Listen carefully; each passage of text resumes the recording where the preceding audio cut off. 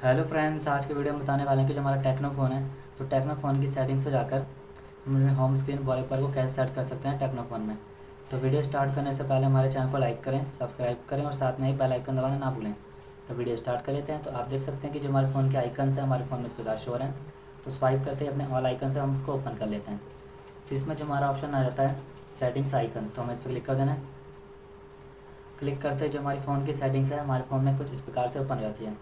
तो इसमें जो हमारा ऑप्शन आ जाता है थीम्स एंड लॉक स्क्रीन, उस पर क्लिक करेंगे। देख सकते हैं हमारा ऑप्शन आ गया, इस पर क्लिक कर देना है। इस पर क्लिक करते हैं हमारे पास ऑप्शन आ जाएगा माय वॉलपेपर, उस पर क्लिक करेंगे। क्लिक करते इसमें हमारे पास वॉलपेपर्स आ रहे हैं, तो इसमें से कोई भी एक वॉलपेपर सेलेक्ट कर लेते हैं। सबने सेलेक्ट कर लिया है और अप्लाई कर देंगे अपने होम स्क्रीन पर। तो इस प्रकार अपनी फ़ोन की सेटिंग पर जाकर होम स्क्रीन वॉलपेपर को हम सेट कर सकते हैं टेक्नो फ़ोन में। तो आप देख सकते हैं कि इसमें सेट हो चुका है हमारा वॉलपेपर। तो आपकी वीडियो अच्छी लगी तो लाइक करें, सब्सक्राइब करें, साथ में ही बेल आइकन दबाना ना भूलें। और थैंक यू।